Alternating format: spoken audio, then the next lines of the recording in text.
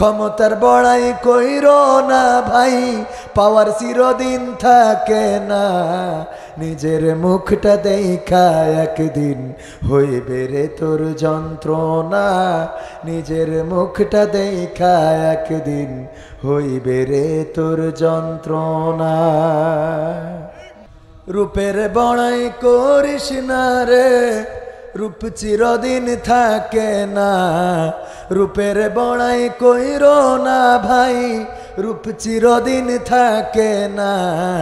নিজের মুখটা দেখা একদিন হইবে রে তোর যন্ত্রণা, নিজের মুখটা দেখা একদিন হইবে রে তোর যন্ত্রণা। রূপের বড়াই করিস না রে, রূপ চিরদিন থাকে না। চেহারার বড়াই কইরো না ভাই, চেহারা চিরদিন থাকে না। নিজের মুখটা দেখা একদিন হইবে রে তোর যন্ত্রণা, নিজের মুখটা দেখা একদিন হইবে রে তোর যন্ত্রণা। সময় হইল বড় শিক্ষক, সব দিবে শিখাইয়া। সুখের জীবন থাকবে না রে, দেখবে না কেউ চাইয়া।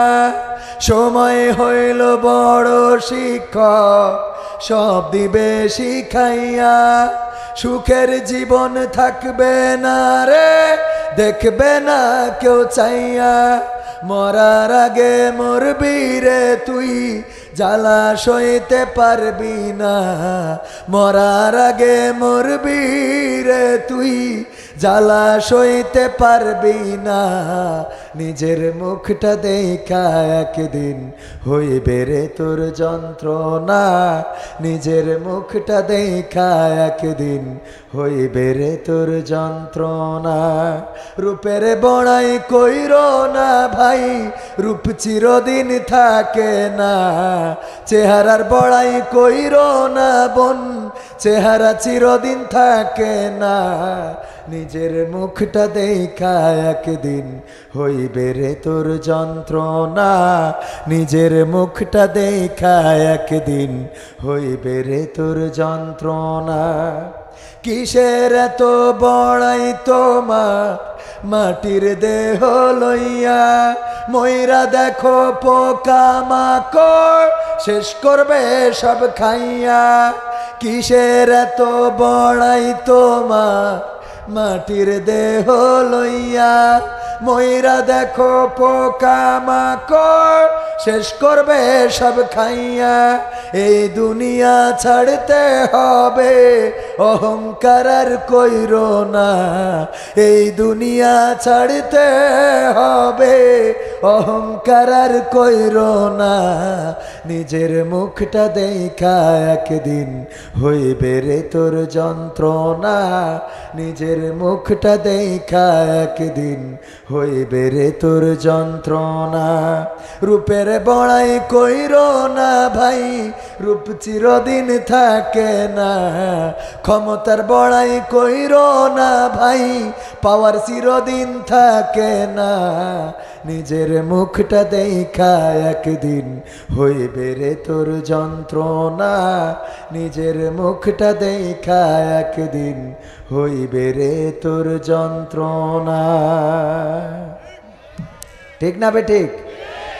চেহারার সৌন্দর্য চিরদিন থাকবে। আজকেও একজন ব্যক্তি আপনাদের এই গ্রামের মারা গিয়েছেন। উনি একদিন আমাদের মতো ছিলেন, আমাদের থেকে কম বয়স ছিল, আমাদের থেকে বেশি বয়স ছিল। আল্লাহ রাব্বুল আলামিন যে সময়টা দিয়েছিলেন, ডেকে নিয়েছেন, চলে গিয়েছেন। আল্লাহ রাব্বুল আলামিন তার কবরের সওয়াল জবাব সহজ করে দিন, বলেন আমিন। আল্লাহ রাব্বুল আলামিন পরকালীন জীবনটা সহজ করে দিন, বলেন আমিন।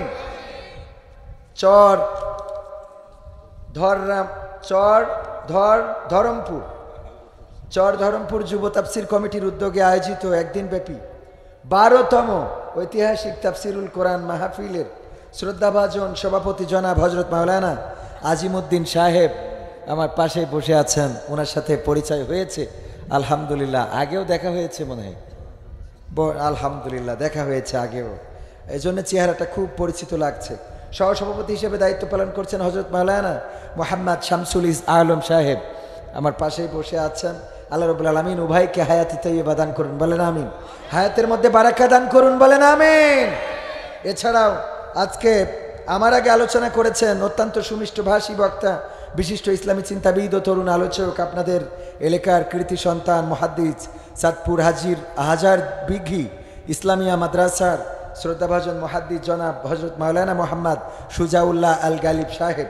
পর্দার অন্তরালে আছেন রত্নাগর্ভা মা এবং বোনেরা, সবাইকে অন্তরস্থল থেকে সালাম জানাচ্ছি, আসসালামু আলাইকুম রহমতুল্লাহি ওয়া বারাকাতুহু। আমরা আল্লাহর শুকরিয়া আদায় করছি যে মহান রব আমাদেরকে দয়া করে মায়া করে আজ পর্যন্ত বাঁচিয়ে রেখেছেন। 12তম এই তাফসিরুল কোরআন মাহফিল, প্রথমতম মাহফিলে যারা ছিলেন এখানে কয়জন আছেন যে 12 বছরই একাধারে উপস্থিত হতে পেরেছেন? এমন কয়জন আছেন? আছেন কয়েকজন? আলহামদুলিল্লাহ, অনেকেই আছেন। যারা আছেন তারা তো হাত তুলতে পারলেন, কিন্তু এই 12 বছরের মধ্যে 6 বছর অ্যাটেন্ড করেছে, 7তম বছরে কবর দেশের বাসিন্দা হয়ে গেছে, এমন আছে না নাই? 8 বছর অ্যাটেন্ড করেছে, 8 বছর উপস্থিত ছিল, কিন্তু 9তম বছরে আল্লাহ ডেকে নিয়েছেন, কবর দেশের বাসিন্দা হয়ে গেছে, এমন আছে না নাই? আছে। আবার 12-11তম বছরে করেছিলেন, এই 1 বছরের মধ্যে জানাজা হয়েছে, এমন মানুষ আছে না নাই? যে আল্লাহ আমাদেরকে কবরের বাসিন্দা এখনো করে নাই, এখনো স্ত্রী সন্তান পরিবার পরিজন নিয়ে চাঁপাইনবাবগঞ্জের মাটিতে আল্লাহ রাব্বুল আলামিন বাঁচিয়ে রেখেছেন, সুস্থ রেখেছেন, সেই রবের দরবারে শুকরিয়া আদায় করে সবাই জোরে সোরে বলছে আলহামদুলিল্লাহ। আল্লাহর শুকরিয়া আদায় করে কখনো শেষ করা যাবে? আল্লাহ রাব্বুল আলামিন কত সুন্দর করে অবয়ব করে আমাদেরকে গঠন করেছেন। চোখের জায়গায় চোখ, কানের জায়গায় কান, গলার জায়গায় গলা, হাতের জায়গায় হাত, পায়ের জায়গায় পা, যেখানে যা দরকার সেখানে তাই দিয়েছে। আঙ্গুল 5টা, কারো যদি 6টা হয় দেখতে কি ভালো লাগে? কারো 6টা আঙ্গুল আছে না? হাত পা মিলায়ে 12টা আঙ্গুল 11টা আঙ্গুল এরকম মানুষ আছে না নাই? এই মানুষটার দেখতে কি ভালো লাগে? সামান্য চোখটা একটুখানি শ্বাসে বেঁকাই গেছিল, আল্লাহ রাব্বুল আলামিন পাঠানোর সময় একটুখানি বেঁকাই দিয়েছে। ডানি তাকাইলে বাই দেখা যায়। টেরাস আব্দুল আপনারা দেখেছেন কিনা? টেরাস আব্দুল 2-1জন দেখে থাকতে পারেন আমাদের চ্যানেল যারা ফলো করেন। তো এই যে চোখ একটুখানি বাঁকা করে দিয়েছে, এর কারণে কোনো মেয়ে যদি এই এলাকায় থাকে, ওই মেয়েটার ভালো জায়গায় কি বিয়েটা হয়? বলেন, ভালো জায়গায় কি হয়? ভালো পাত্ররা কি নিতে চায়? যদি আল্লাহ কবুল করেন সেটা ভিন্ন কথা, চেয়ারম্যান সাক্ষী। এই জাতীয় একটুখানি টেরা বেঁকা হইলে ভালো কোনো ফ্যামিলি নিতে চায়? সামান্য একটুখানি একটা চোখ বাঁকিয়ে গিয়েছে, তার কারণেই এই মেয়েটার এতটাই খুঁত হয়ে গেল, দেখে এসে বলে টেরা তো, এটা চলবে না। বলে না? বলে না? তাইলে যে আল্লাহ আমাদের সোজা চোখ নজর দিয়েছেন, হাত দিয়েছেন, পা দিয়েছেন, কান দিয়েছেন, কথা বলার শক্তি দিয়েছেন, আমি প্রায় জায়গায় উদাহরণ দিতে যেয়ে বলি যে আল্লাহ আমাকে যেভাবে বানাইছেন এইভাবে বানাইয়ে শুধুমাত্র জবানটা যদি না দিতেন, আর আমাকে যদি এই তাফসির যুব কমিটি দাওয়াত দিয়ে নিয়ে আসতো, আসার পরে আমি যদি বলতাম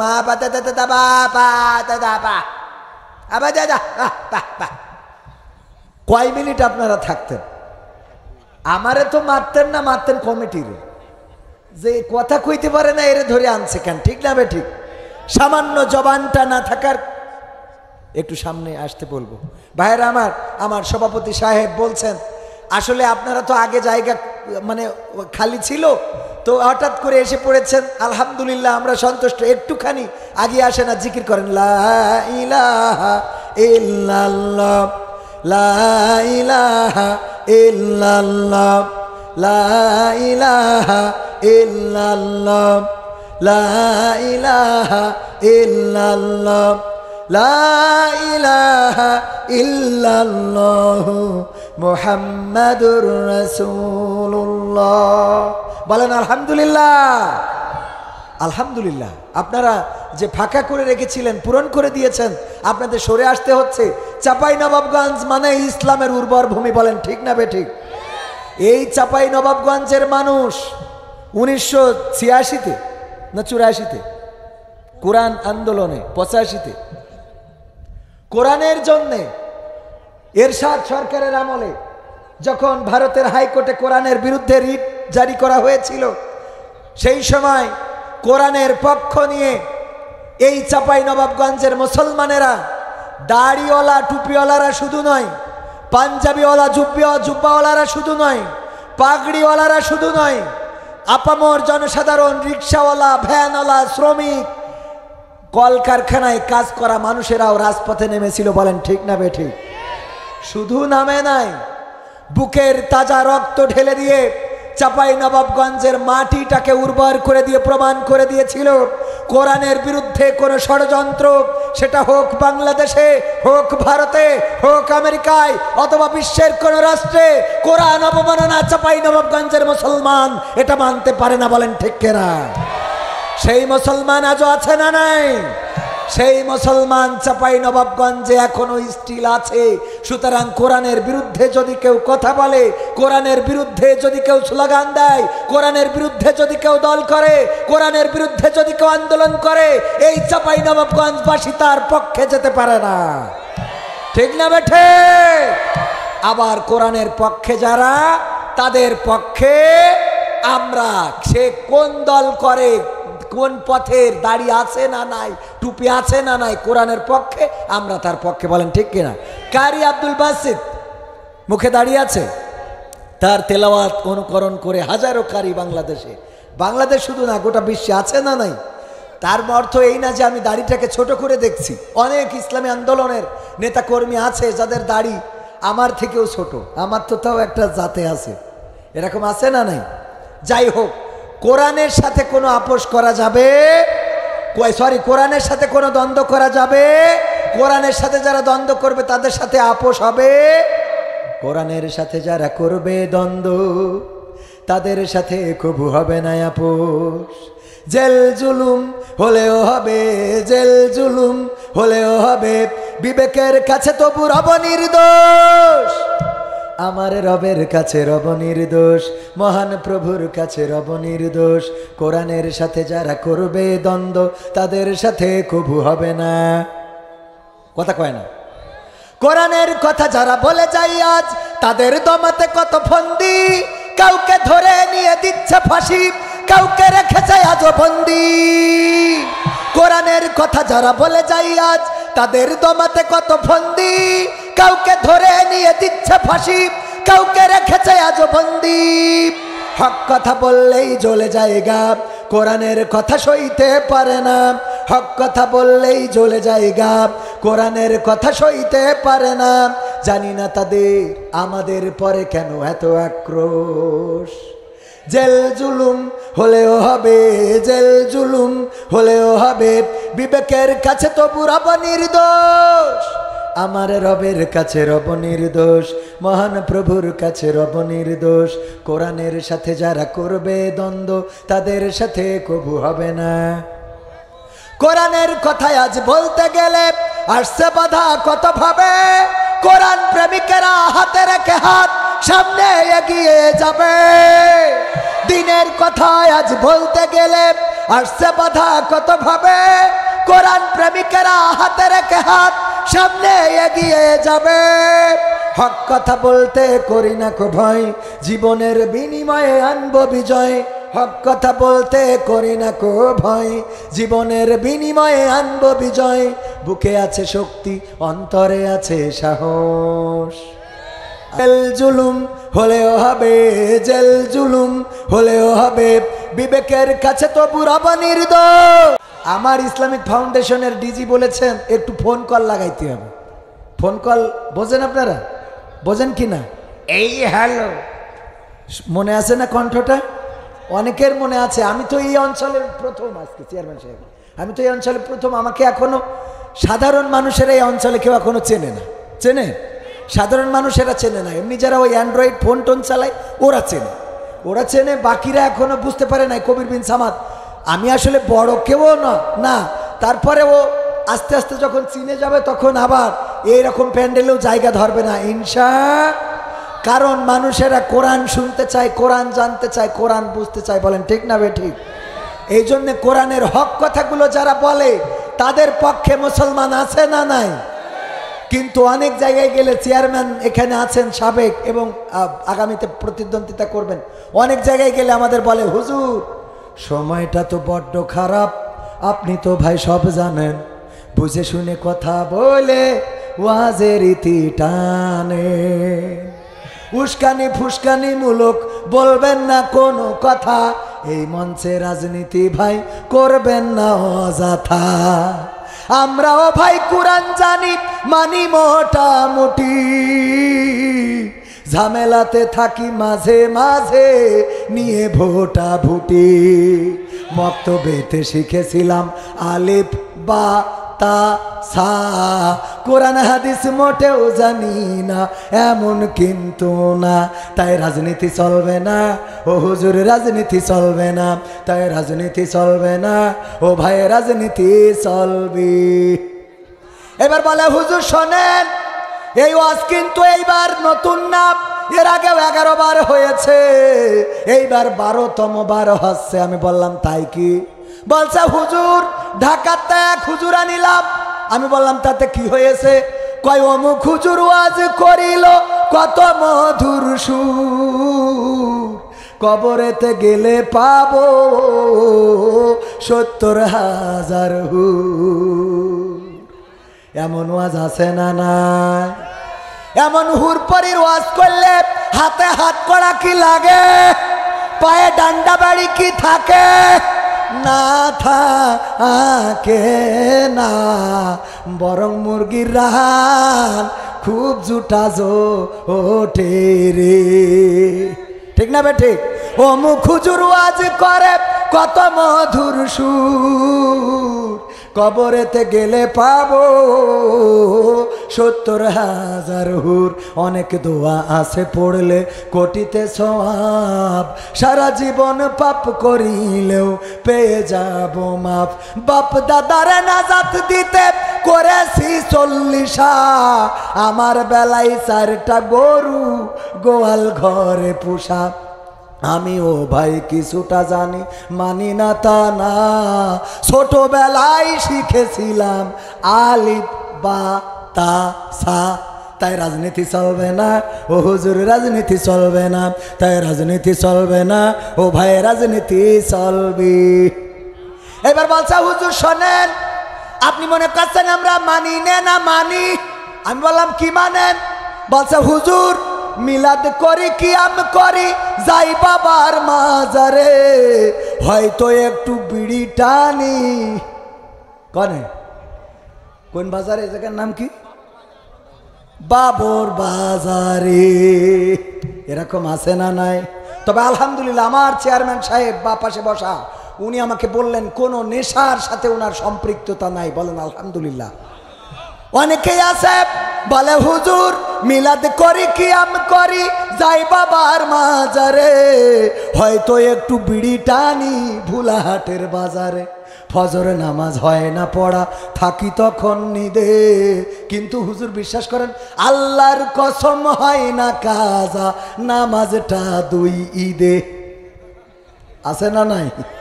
2 ঈদে নামাজ তো কাজা হয় না, এটা যেমন ঠিক।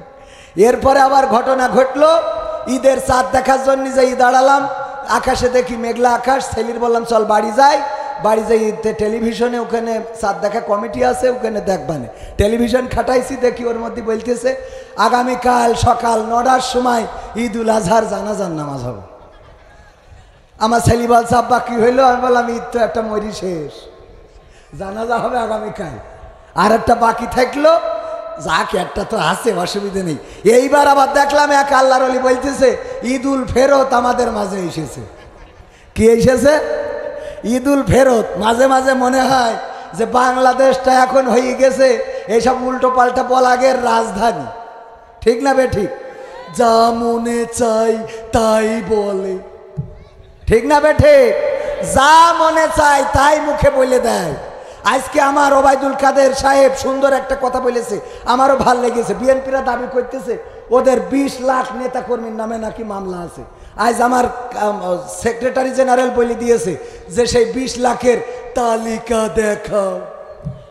দেই কোয়ান্তে নিয়ে আসে দেখো, তালিকা দেখানো লাগবে। খালি মুখী মামলা আছে বললি হবে, মুখে বললে মানবো না। পরিষ্কার কথা, একদম পরিষ্কার কথা। মিলাদ করি, কিয়াম করি, যাই বাবার মাজারে, হয়তো একটু বিড়ি টানি ভুলাহাটের বাজারে, ফজর নামাজ হয় না পড়া, থাকি তখন নিদে, আল্লাহর কসম হয় না কাজা, নামাজটা 2 ঈদে, নিয়মিত চেষ্টা করি পড়তে জুম্মা নামাজ, সেদিন শুধু হয় না পড়া, যেদিন থাকে কাজ, 3টা জুম্মা করলে কাজা, মুসলিম থাকে না। এই হাদিসটা ভালো করে আমার আছে জানা, তাই রাজনীতি চলবে না ও হুজুর, রাজনীতি চলবে না, তাই রাজনীতি চলবে না ও ভাই, রাজনীতি চলবে। এবার বলছে হুজুর শোনেন, পবিত্র কুরআন সব পড়েছি এই রোজার মাসে, আমি এ মাথা ও মাথা পড়লাম গো, আমার বউ পড়েছে, আমার শাশুড়ি পড়েছে, শ্বশুর পড়েছে, এমনকি আমার শালি পড়ছিলাম, তাকাই তাকাই দেখছিলাম, আছে না নাই? শালিও পড়ে রে, কিন্তু হুজুর জিহাদ মিহাদ কোথায় আছে দেখিনি কোনখানে, দরগা পীরের মাজার আমার অনেক বেশি টান গো বাবা, অনেক বেশি টান, আছে না নাই? কোরআনে জিহাদ আছে, এইটা খুঁজে পাই নাই। কেন পাই নাই? কথা কয় না, কেন পাই নাই? আরে বাবা পড়েছে কিন্তু বোঝে নাই, পড়েছে তা সভাপতি উনার ভুলাহাটে একটা দোকান আছে, মুদিখানার দোকান, সভাপতি সাহেব ওই দোকানে কর্মচারী একটা ব্যবহার করতে হবে, এটা না লাগাই, হুজুর মানুষ তো একটু বুদ্ধি বেশি আছে, বুদ্ধি অনেকের অনেক রকম বুদ্ধি থাকে না। একবার একজন জেন সাধনা করেছে, জেন সাধনা করেছে, এক হুজুর সাধনা করি, জেনের কয় যে মানে আমার কাজ করি দে, এইটা করি দে, ওইটা করি দে, ওইটা করে দেয়, জেন কাজের জেন, ও কাজ করে দিয়ে ও বসে থাকতে রাজি না, ও খালি কয় যে কাজ করা শেষ, এইবার বলেন কি করব, আবার আর একটা কাজ দেয় সেটাও শেষ করে, আবার আর একটা কাজ দেয় সেটা শেষ করে, এখন আর মোট কাজ নেই। জেন বলতেছে আমার তো কাজ না দিলে হবে না, আপনি আমার সাধন করেছেন কাজ করানোর জন্য, কাজ দেন, না হইলে আপনার ঘর ভাঙিয়ে দলা করতে হবে। হুজুর দেখছে এ তো বেকায়দা জেন, এ তো আমি সাধনা করি বেকায়দায় পড়েছি। হঠাৎ করে হুজুরের মাথায় একটা বুদ্ধি এসেছে, বলছে শোন, কাজ যখন থাকবে তখন করবি, যখন কাজ থাকবে না আমার ওই যে পোশাক কুত্তাটা আছে ওর লেজটা সোজা করবি। যেন কাজ একটা পেয়েছে, যখন কাজ থাকে না লেজ টানতি থাকে, এবার আবার কাজে চলে যায়, এসে দেখে কুত্তার লেজ যেখানে সেখানে। বুদ্ধি আছে না নাই? তো হুজুর বুদ্ধি করে উনি কর্মচারী না কাজে লাগাইয়ে, রোজার মাসে খুব ভিড় হচ্ছে, এই কারণে একটা ময়না পাখি কিনেছে, কিনে বোর বলিছে যে একটু ভাষা শিখাবা, যে লাইন দাও এক এক করে এইসো, লাইন দাও এক এক করে এইসো, লাইন দাও এক এক করে এইসো। ময়না পাখিকে যদি এটা শেখানো হয় বলতে পারবে না? পারবে না? পাখিরা বলতে পারে। এখন ময়না পাখির এটা শেখানোর পরে দোকানে রেখে দিয়েছে, যখন ভিড় হয়ে যায় আমরা কেনাকাটা করতে যাই, ময়না পাখি বলে কি লাইন দাও এক এক করে এইসো, লাইন দাও এক এক করে এইসো, মানে একজন একজন করে এইসো। তো সবাই বলে এই দেখো পাখিতে লাইন দিতে বলছে, তোমরা মানুষই লাইন দিচ্ছ না, সব দাঁড়াও, লাইন দিয়ে দাঁড়াও। এখন সবাই লাইন দেয়, হুজুর দেখছে যাক 15-20 হাজার টাকার ওয়ার্কার খরচটা বেঁচে গেল, আলহামদুলিল্লাহ, আনন্দ। এই দিয়ে বোর শাড়ি কিনে দিবানে, ওতেই চলবানে। তো এই আনন্দ। ঈদের দিন উনি সিমাই বিক্রি, সিমাই বোঝেন তো, সিমাই, এই সিমাই বিক্রি হয়েছে, গত বছরের সিমাই ডেট এক্সপায়ার, ওইটা ঈদের দিন কাস্টমার ছিল বেশি, সব চালাই দিয়েছে। ঈদের দিন ওই রান্না করে খেয়ে আপনার চাঁপাইনবাবগঞ্জের ভুলাহাটে মোটামুটি সবাই আর ঈদের আনন্দ করা তো দূরের কথা, টয়লেটের সাথে সম্পর্ক করে ওখানে যাওয়া আসা করেছে। পরের দিন যে এতে ওনার মাছ ধর দেবে, এই কি সিমাই আমাদের খাওয়াইছেন, যে আমাদের টয়লেটের সাথে ফ্রেন্ডস অ্যান্ড ফ্যামিলি করতে হয়েছে। এখন যখন মাছ ধর দিচ্ছে, অনেক জটলা বেঁধে গেছে, লোকজন বেশি, ময়না পাখি বলছে লাইন দাও এক এক করে এইসো, লাইন দাও এক এক করে এইসো, লাইন দাও এক এক করে এইসো। এখন ময়নার কথা শুনে যারা খেপে গেছে, ওরা যদি লাইন দিয়ে এক এক করে মারে, তাহলে ভুলার হাঁটতে কাফনের কাপড় কিনে বাড়ি আসা ছাড়া আর কোনো রাস্তা কি হবে? ভিড়ের মধ্যে তো তাও কারোরটা খায়, কারোরটা খায় না, কারোরটা গায়ে পড়ে, কারোরটা পড়ে না, কিন্তু লাইন দিয়ে যদি মাতৃ দেওয়া হয় তা ভুলার হাঁটতে কাফনের কাপড় কিনে নিয়ে তারপরে বাড়ি আসতে হবে, ঠিক না বে ঠিক? এখন ময়না পাখি তো আসলে বোঝে নাই যে ও কি বলতেছে, বিষয়টা কি বুঝতে পারিছেন? ওরে শিখাইছে লাইন দাও এক এক করে এসো, ও খালি এই কথা বলে। আমাদেরও অনেকেই আছে নেতাগুতা চেয়ারম্যান ভাইস চেয়ারম্যান, এমপি, মন্ত্রী অনেকেই আছে। এখানে সেটা নাই, চাপাই নবাবগঞ্জে আলহামদুলিল্লাহ আমি ওটা দেখি না। অনেক জায়গায় গেলে দেখা যায় খালি ওই মুখস্থ কথা, হুজুর রাজনীতি করবেন না, মানে ওই যে লাইনটাও এক এক করে এসে এইটা শিখে বসে দিয়েছে। আসলে আমরা রাজনীতি করবো কোন দুঃখী, আমি তো সেটাই বুঝিনি। রাজনীতি এতটুকু করতে পারি, আমার আব্দুল খালেক শ্রদ্ধাভাজন বড় ভাই, উনি ভোটে দাঁড়িয়েছে। আপনাদের বলবো যে উনি সৎ মানুষ, যোগ্য মানুষ হিসাবে উনার পক্ষ নিয়ে আপনারা যতটুকু পারা যায় কাজ করার চেষ্টা করবেন। এই রাজনীতিটুকু করতে না দিলে আমি তো বেকায়দা অবস্থা, আমি তো মানুষ, আমার এতটুকু তো করতে দিতে হবে নাকি? কথা কয় না, এইটুক তো অন্তত না বলতে দিলি তো আমি তো এই দেশের ভোটার, আমারও তো পাসপোর্ট আছে, আইডি আছে, তো আমার এইটুক বলতে দেবেন না? তাহলে ভোটার হয়ে লাভ কি? ভোট তো দিতে দেন না, তা ভোট চাতেও দেবেন না, কথা কয় না, অন্তত চাওয়ার সুযোগটা তো দেবেন। এইটা হলো আমার বক্তব্য। এতটুক কথা বলার অধিকার বাংলাদেশে আছে, সবার আছে, এবং আমরা বলবো, তাতে যা হয় হবে। এখন যেই কথা বলছিলাম, এইটা তো দিলাম একটা উদাহরণ, আর একটা দেব। আব্দুল্লাহ আল আমিন ভাই বক্তা মানুষ, নাম শুনেছেন কিনা? আব্দুল্লাহ আল আমিন ভাই বললেন, একবার এক মসজিদের ইমাম সাহেব, উনি একটু ছিল খুড়া, আর একটা মুসাল্লি ছিল চোখে কম দেখে কানা। দুইজনে তর্ক করতেছে। এইবার আইপিএলে চেন্নাই খুব ভালো খেলতেছে, মুস্তাফিজ ভালো বল করতেছে। ইমাম সাহেব বলতেছে চেন্নাই ভালো খেলছে, মুসাল্লি বলছে না এইবার কলকাতা ভালো খেলছে। দুইজনে তর্ক বিতর্ক। হঠাৎ করে মাগরিবের আজান হয়ে গেছে। ইমাম সাহেব বলছে আর তর্ক করে লাভ নাই, চলো আমরা নামাজ পড়তে যাই।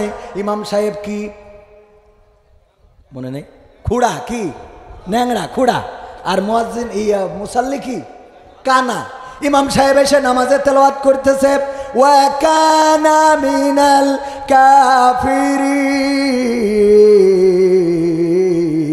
কাফিরিন। কানা বলছে হুজুর তো জম্মের খারাপ। খেলা নিয়ে তর্ক হলো চায়ের দোকানে, আর মসজিদে এসে বলে ওয়া কানা মিনাল কাফিরিন, আমি কানা কাফের। একই সহ্য করি না করি পারা যায়? হুজুর আপনি এত খারাপ কেন? অথচ আপনার আমরা কত যত্ন করে খাওয়াই। আমার বাড়ির মোরগটা জবাই করার পরে কিডনি, ফুসফুসে তুজো গোশগুলো খুলে আপনার খাওয়ায়, ঠিক না ভাই? ঠিক। স্ত্রী আমার দেয় ঢেকনা পাকনা, আর আপনার তুজো গোশগুলো খাওয়াই। এই খাওয়ানোর পরেও সামান্য ক্রিকেট খেলা নিয়ে তর্ক হলো, আর আপনি বললেন ও কানা মিনাল কাফিরিন, আমি কানা কাফের। আচ্ছা ঠিক আছে, আজকে ক্ষমা করে দিলাম, এরপরে যদি কোনোদিন বলেন তাইলে কিন্তু ক্ষমা করব না। এরপরে আর একদিন যেদিন ইমাম তেলাওয়াত করেছে ওয়া কানা মিনাল কাফিরিন, কানা বলছে হুজুর আর সহ্য করতে পারলাম না, আমার ধৈর্য বর্ডার ক্রস করি দাদার দেশে চলে গেছে। আগের দিন বলেছেন ওয়া কানা মিনাল কাফিরিন, আমি মনে করলাম একদিন বলেছেন, অসুবিধা নেই। আপনি রোজ রোজ আমার কাফের বানাবেন, পাইছেন কি? হ্যাঁ, আপনি ইমাম, আপনার পড়ার অধিকার আছে। আমি মুসাল্লি, আমারও লুকমা দেওয়ার অধিকার আছে। আমি লুকমা দিচ্ছি আজকে, আল্লাহু আকবার ওয়া খুড়া মিনাল ফাসিকিন। আমি কানা কাফের হইলে তুমি খুড়া ফাসিক, তাহলে ও কি কোরআন বুঝেছে? হুজুর জিহাদ মিহাদ কোথায় আছে দেখিনি কোনখানে, দরগা পীরের মাজার আমার অনেক বেশি টানে, সেথায় গেলে শর্টকাটে ভাই জান্নাত পাওয়া যায়, পরকালে তরাই নেবে চিন্তা তেমন নাই। পীর সাহেবের কাছে মুরিদ আমি আমার নেতা, বছর বছর নজরানা দি আমি আবার সেথা, হইলে ওরস কোনোভাবে মিস তো করি না, ওখান থেকে আল্লাহ রাসূল হয়েছে জানা। তাই রাজনীতি চলবে না ও হুজুর, রাজনীতি চলবে। আমরাও বলি চলবে না, কোন রাজনীতি করা যাবে না। কোরআনের মাহফিলে কোরআনের কথা বলতে হবে, কোরআনের কথা, ইসলামের কথা, আল্লাহর কথা, আল্লাহর নবীর কথা বলার দরকার আছে না নাই?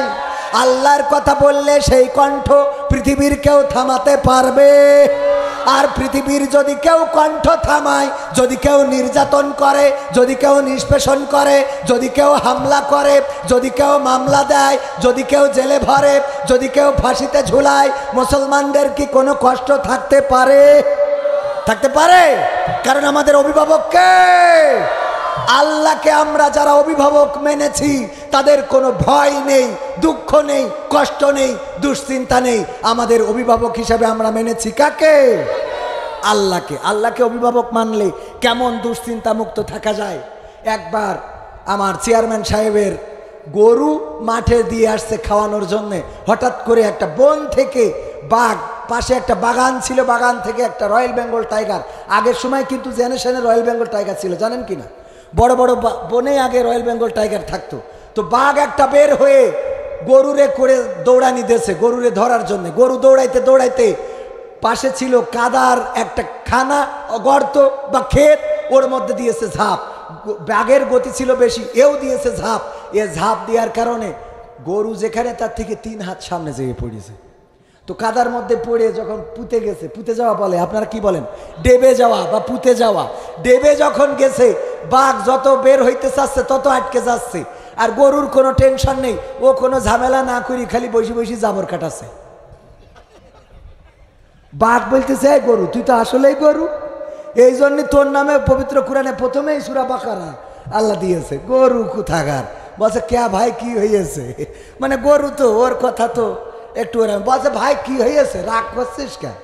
বলছে, রাগ করবো না, তুই এই কাদার মধ্যে পড়িয়ে জাবর কাটাচ্ছিস, কই না কেলে আমি তো বুঝতে পারছি না। বলছে, ভাই কে, তোর সমস্যা কি? ও সমস্যা হলো, যদি আমি তোরে ধরতে পারতাম তাহলে তোরে আমি খাতাম, খেয়ে আমি বেঁচে থাকতাম। আবার তুই যদি পালাই যাতিস তাইলে তুইও বেঁচে যাতিস, আমিও বেঁচে যেতাম, দুইজনই দুনিয়ার পরে থাকতাম। কিন্তু এমন একটা আকাম করেছিস যে তুইও মরবি, আমিও মরবো, আর এই বিপদের মধ্যে তুই জাবর কাটাচ্ছিস, কই নাই কেলে আমি তো বুঝতে পারছি না। বলছে, ভাই তুই তো এইটা বুঝিস নে। বলছে, কেন? বলছে, ভাই আমার মালিক আছে, নাম আব্দুল খালেক, উপজেলা নির্বাচন করতেছে, ভোটে দাঁড়াইছে, এই জন্য একটু ব্যস্ত, মানুষের ঘরে ঘরে যাচ্ছে। আমার মাঠে দিয়ে গিয়েছিল খাওয়ার জন্যে, কিন্তু তুই যখন আমাকে খাওয়ার জন্য দৌড়ানি দিয়েছিস, আমি বুদ্ধি করে কাদার মধ্যে লাফ দিয়েছি, আর এই কাদার মধ্যে আটকে গিয়েছি, তুইও আটকে গিয়েছিস। কিন্তু আমার জাবর কাটানোর কারণটা হলো, আমার মালিক ভোট করে যখন রাত্রে বাড়ি আসবে, এসে গোয়াল ঘরে যখন আমার পাবে না, তখন আমাকে আবার সাঙ্গ পাঙ্গ নিয়ে খোঁজার জন্য মাঠে আসবে। আসবে না? মাঠে আসবে, আসার পরে খুঁজতে খুঁজতে যখন আমাকে এখানে পেয়ে যাবে, পাওয়ার পরে আমাকে উদ্ধার করে নিয়ে যাবে।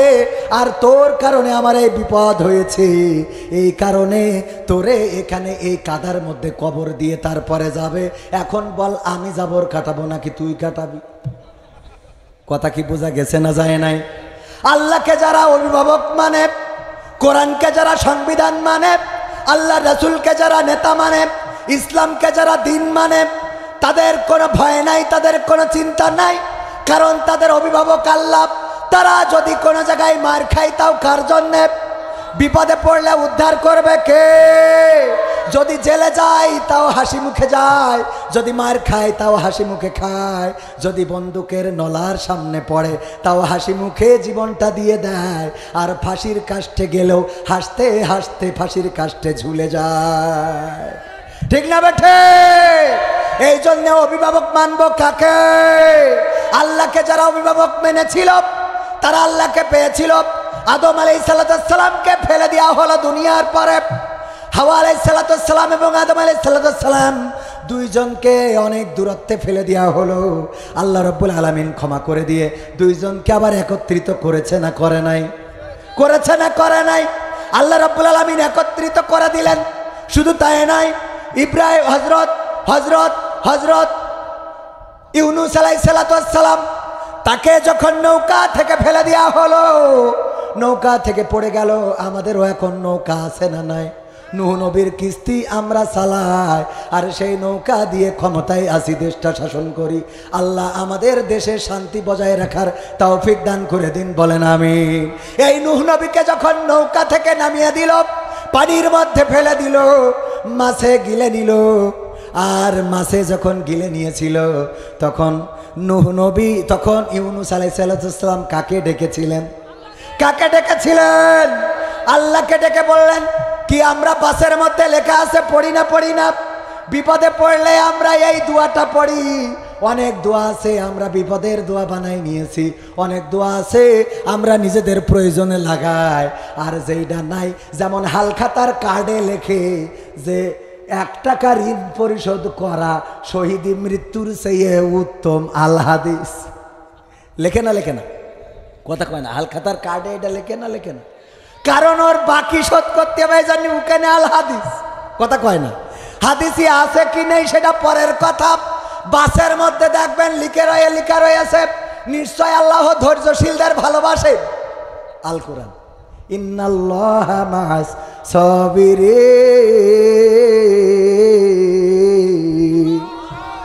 বাসের মধ্যে আয়াত লেখা আছে না নাই? কেন লেখা? কারণ বাসের মধ্যে সিট আর একটাও খালি নেই। আপনি যেয়ে যদি বলেন ভাই সিট আছে, কয় আছে মানে কি সব ফাঁকা, এই বলে উঠাই দিল সিট নাই। আপনি যে রাগ করবেন, হঠাৎ করে দেখা যায় লেখা রয়েছে নিশ্চয় আল্লাহ ধৈর্যশীলদের সাথে রয়েছে। এইটা পড়ার পরে চিন্তা করে যাক যা হওয়ার হইল, আমরা আজকে চুপ থাকি, অসুবিধে নেই। বলেন ঠিক না বেঠিক? যেখানে যার যেটা দরকার কায়দা করে লেখে। আর এই লেখা দেখে আমল করা লোক কম না বেশি? কম, কয় বেশি। বাসের পিছনে লেখা নামাজ কায়েম করুন, ওই বাসের যাত্রী বলতেছে ভাই মাগরিবের ওয়াক্ত চলে যায়, একটু দাঁড়ান নামাজটা পড়ে নেব। বলে আপনি নিজে বাসের মধ্যে শুরু করে দেন। কথা কয় না? বাসে লেখা কি? কথা কয় না? কি লেখা? দেখবেন যে ট্রাকে লেখা আছে গাছ লাগান পরিবেশ বাঁচান। চেয়ারম্যান সাহেব, ট্রাকে লেখা গাছ লাগান পরিবেশ বাঁচান। পৃথিবীর গাছগুলো কেটে সব হতে ভরিছে। খেয়াল করে দেখবেন গাছগুলো কেটে সব হতে ভরা বইরে তে বলছে গাছ লাগান পরিবেশ বাঁচান। কত বড় খাটাস! তবে এক চাচা একবার খুব আমল করেছিল। ও আমল করিস কি, বাসের মধ্যে ওই যে যাইয়ে বউ বুড়ি মানুষ, আমার আব্বা বলছে এক হিন্দু দাদা, যাই হোক সে হিন্দু হোক মুসলমান হোক, এক দাদা বয়সী, উনি বাসে বসেছে তো উনার বউ কোলে করে নিয়ে বসে রয়েছে, বুড়ো মানুষ, দাঁত মাত পড়ে গেছে। তো এইটা দেখে আবার ইয়াং যুবক যারা ওরা আবার হাসাহাসি করতেছে যে বুড়োর প্রেম, এখন বুড়ো বয়সে কি কায়দা করিতেছে যে একেবারে কোলের মধ্যে নিয়ে জড়াই ধরি বসে আছে। তো এই দেখে আবার সভাপতি একটু বয়স বেশি, তো উনি যেই সচেতন করতেছে, ও মুরব্বী তোমার কি লজ্জা শরম কিছু নেই? বলছে কেন বাবু কি হইয়াছে? কি হয়েছে বোঝো না? বাসের মধ্যে বসে যাও, লোকের মধ্যে কোলের মধ্যে নিয়ে বসে পাশে বসে রাখতে পারছো না, মানুষ সব হাসাহাসি করছে। তো বাচ্চা বলছে ও তুমি তো মনে হয় লেখাপড়া ভালো বোঝো না। বলছে কেন? বলছে বাসে কি লেখা রয়েছে নিজের মাল নিজে সাবধানে রাখেন। লেখা রয়ে নিজের মাল নিজে সাবধানে রাখেন, আমি এখন ছাড়িয়ে দেবো তোমাদের কাছে। এই যে ঈদ গেল, নিজেরা একটু সাবধানে রেখেন, তা না হলে ঈদের দিন যা শুরু করিয়েছে, কারটা কার পিছনে যে উঠছে আমি নিজেও জানি না। কথা কয় না? আপনাদের এদিকে এটা হয় নাই মনে হয়? হয়েছে? গিয়ার কাকে বলে? আরে বাবা,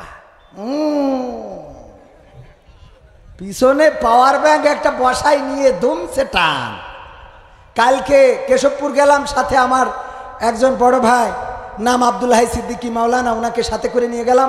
বলছে ভাই আমাদের এই বিকে সিটিতে ঈদের দিন থেকে শুরু করে আজ পর্যন্ত আসার কায়দা নেই, এমন অবস্থা যে ইমান থাকবে না। কিছুক্ষণ আগেও একজন এসেছে আমার পরিচিত এক ছোট ভাই, তার পিছনে একজন রয়েছে, আমি জানি সে বিয়ে করিনি। তো ও নিজেই আগে থেকে বলছে ভাই আমার ভাই তো বিদেশে থাকে, তাই বললো ভাবির নিয়ে একটু ঘুরাই নিয়ে আই, তাই একটু বিকে সিটিতে বেড়াতে নিয়ে আইছি। তাই বললাম একটু বলে দিয়েছেন তো যে বিকে সিটিতে বেড়াই নিয়ে যা, দিনের বেলায় রাত্রি জন্য আনিস নে, তোকে পায়ে ধরি। কথা কয় না? ভাই বিদেশে ভাবিরে নিয়েছে দেওয়ার বেড়াতি, তাহলে এটা কি কোনো বোঝেন কিছু? সমাজটা কনে গেছে বোঝা যাচ্ছে? এই সমাজকে হেফাজত করবে কারা? এই সমাজকে বাঁচানোর দরকার আছে না নাই? পহেলা বৈশাখ নিয়ে একটু কথা বলতে চেয়েছিলাম যে আমাদের দেশের বিজ্ঞানীরা আবিষ্কার করেছে পুতুল, উল্লুক, ভাল্লুক, পেঁচা, হুতুম পেঁচা, ঠিক না বে ঠিক? এইগুলো আবিষ্কার করে ঢাকায় জাতি যে কারেন্টের তার আবার লগাতে উঁচুকে ধরতে হয়, এমন বড় ঠাকুর বানাইছে। ওই বানায় আবার দেখলাম দুটো দুধও বানাইছে। দেখেছেন কিনা আপনারা? সরাসরি বললাম খারাপ লাগতে পারে, চোখের সামনে পড়ছে তা বলবো না কেন। এই সব যে কেস জন্য বানাইছে আল্লাহ সেই ভালো জানে। সুন্দর নিরাপত্তা দিয়ে এইগুলো পালন করা হচ্ছে, অথচ অনেক জায়গায় দেখা যায় কোরআনের মাহফিল করার জন্যে থানা থেকে থানায় নাম, নাম্বার, বাপের নাম, মার নাম, বোন নাম বা প্রেমিকার নাম সব দেয়া লাগে। কথা কয় না? এই দেয়া লাগে না? লাগে না? লাগে কিনা এটা আমরা জানি। হ্যালো হুজুর, থানা থেকে বলছিলাম। জি। বলছি কি আপনার নাম কি? কবির। হ্যাঁ। আপনার মাহফিল আছে অমুক জায়গায়। হ্যাঁ। আব্বার নাম কি? আব্দুল সামাদ। মার নাম কি? অমুক। গ্রাম কি? ওইটা। থানা কি? ওইটা। পোস্ট কি? ওইটা। তারপরে হুজুর আপনি কোন দল করেন? বাংলাদেশ আওয়ামী লীগ। আগে কি করতেন? আগে ওইটা। পরে কি করেন? পরেরটা ক্ষতি পারবো না, বোঝেননি?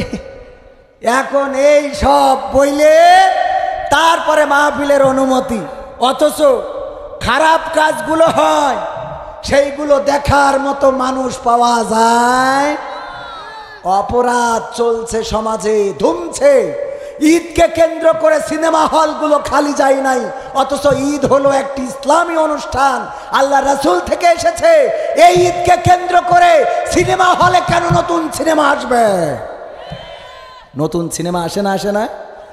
আর শালি দুলাভাইয়ের কাছে আবদার, দুলাভাই আপনি আমার যদি না নিয়ে যান আপনার সাথে আড়ি। আরে বাবা, বোন বাদ জীবনের আড়ি ভাঙতে কি আল্লাহ দে কথা। হ্যাঁ দুলাভাই আপনি না নিয়ে গেলি বলে আমরা মোটর সাইকেলে করে নিয়ে যেতে হবে, আর যেই রাস্তায় ভিড় বেশি ওই রাস্তায় নিয়ে যাবে যাতে একটু ব্রেক দেওয়া যায়। পাকা মুখ থাকা। এইসবের বিরুদ্ধে কথা বলার দরকার আছে না নাই? বর্ডার এখানে, বর্ডার কনে, বর্ডার থেকে মিস্টার বল্টু বাইসাইকেলে করে বালু নিয়ে আসতেছে। প্রশাসনের লোক ধরি বলছে, বল্টু সাইকেলে করে কি পাচার করতেছিস? স্যার বালু। স্যার বালু পাচার করতেছিস? হ্যাঁ, বর্ডার দিয়ে লোক বালু পাচার করে, তোর এই বালু চেক করবে কেন? চেক করি দেখে না সত্যি বালু, কয় যা। এরপরে আবার আর একদিন দেখে সাইকেলে করি আধা বস্তা কি যেন নিয়ে যায়। এই বল্টু কি হতে? স্যার বালু। স্যার বালু পাচার করতেছিস? হ্যাঁ স্যার। না নিশ্চয় কিছু আছে, চেক করবো। চেক করে দেখে বালু, ছাড়ি দেশ। এরপরে আবার আর একদিন, বল্টু তো সাইকেলে কি? স্যার বালু। স্যার তুমি বালু পাচার করো বর্ডার দিয়ে, নিশ্চয় ওর মধ্যে কোনো কারণ আছে। এই বালু ঢাকায় ফাটাবো, ওখান থেকে বিজ্ঞানাগার থেকে গবেষণা করি দেখা যাবে যে আসলে বালুতে কিছু আছে কিনা। তারপরে তোর কিন্তু খেলা ফাইনাল, তোর অ্যাড্রেস আমাদের কাছে আছে, পরে বুঝতে পারবি। যা। এইবার বালু নিয়ে চেক করেছে, চেক করি দেখে যে আসলেই কিছু নেই বালুর মধ্যে। ভুলারহাট বাজারে বল্টুর সাথে দেখা, বল্টুর ডেকে বলছে, এই বল্টু এইদিকে, এই রোজার মাস, মিছে কথা বলবি না, রোজা হালকা হয়ে যাবে। হ্যাঁ রোজার মাস, তুই এই বাইসাইকেলে করি বর্ডার দিয়ে বালু পাচার করিস কেন? মানসি শাড়ি নিয়ে আসে, কাপড় নিয়ে আসে, সোনা নিয়ে আসে, গয়না নিয়ে আসে, বিভিন্ন জিনিস নিয়ে আসে, আইলা সাইলা বাইলা, Fair and Lovely, face wash, এগুলো নিয়ে আসে। তুই খালি বালু পাচার করিস কে জন্য? সাইকেলে করি। বলছে স্যার রোজার মাসে বলি ফেললেন, রোজার মাসে তো মিথ্যে বলা যাবে না, সত্য বলা তো ছাড়া তো উপায় নেই, তো সত্যই বলি। বলছে বল। বলছে স্যার আমি আসলে সাইকেলে করি বালু পাচার করি না, আমি ডাইরেক্ট ওই সাইকেলটা পাচার করি। কি পাচার করে? আর চেক করে কি? দেশটার রসাতলে চলে যায়, অন্যায় করে, অপকর্ম করে, বেহায়া করে, জেনা করে, ব্যভিচার করে, প্রেম করে, ভালোবাসা করে, মেয়ে বিয়ে। গত 2 দিন আগেও, গতকালকের নিউজ, মংলায় এসেছে নারায়ণগঞ্জের একটা মেয়ে, নাম সুবর্ণা আক্তার, এসেছে তন্নি আক্তারকে নেওয়ার জন্যে। 2 জনে বিয়ে করেছে, কোরআন শপথ করে বলেন নাউজুবিল্লাহ। আপনাদের চোখের সামনে পড়েছে না পড়ে নাই? যদি না পড়ে আজকে সময় টিভির নিউজ আপনারা সার্চ দিবেন, নারায়ণগঞ্জের মেয়ে সুবর্ণা আক্তার আর মংলার বাগেরহাটের মেয়ে তন্নি আক্তার, 2 জন টিকটকের মাধ্যমে পরিচয়, তারপরে 2 জনে কোরআন শপথ করে বিয়ে করেছে। কত বড় জাহেল! আমি মাঝে মাঝে বলি বিসমিল্লাহি আল্লাহু আকবার বলে শুয়োর জবাই করে আজকে সমাজে খাইতে চায়, ঠিক না বেঠে? সমকামিতা কি ইসলামে বৈধ নাকি অবৈধ? কোরআন দিয়ে শুধু অবৈধ করা হয় নাই। 2 জন নবীর স্ত্রী জাহান্নামে যাবে, 2 জন নবীর স্ত্রী জাহান্নামে যাবে। সেই 2 জন নবীর নাম কে কে বলতে পারবেন? বলেন। হযরত নূহ আলাইহিস সালাম এবং হযরত লূত আলাইহিস সালাম, তার মধ্যে লূত আলাইহিস সালামের স্ত্রী সমকামিতার পক্ষ নেয়ার কারণে আজ পর্যন্ত এখনো আল্লাহ রাব্বুল আলামিন তাকে পাথর বানিয়ে রেখেছে, এখনো নিদর্শন হিসেবে আছে না নাই? সমকামিতা যারা করেছিল দাউদ আলাইহিস সালামের সময়ে অথবা ইতিপূর্বে বনী ইসরাইলদের অনেক নবীর সময়ে তাদেরকে আল্লাহ বানর বানিয়ে দিয়েছিলেন। কি বানিয়েছিলেন? বানর বানিয়েছিলেন।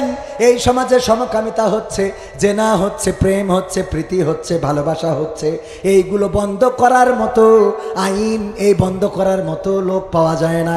কিন্তু 18 বছর পুঁততে এখনো 1 মাস বাকি আছে, বিয়ে হচ্ছে। এইটা শোনার পরে এসে ওখান থেকে বিয়েটা ভেঙে দিয়ে মেয়ের বাপ ছেলের বাপ পিঠমুড়াতে বেঁধে নিয়ে চলে যাওয়ার আল্লাহর ওলি আছে না না? কত কয় না আছে না না? অথচ রমনার বটমূলে পয়লা বৈশাখকে কেন্দ্র করে অথবা বিভিন্ন অনুষ্ঠানকে কেন্দ্র করে, ঈদের অনুষ্ঠানকে কেন্দ্র করে যত অশ্লীলতা হলো, বেহায়াপনা হলো। আমি ঈদের দিন থেকে মাহফিল করছি, গোটা বাংলাদেশের বিভিন্ন জেলায় যাওয়ার সুযোগ হয়েছে।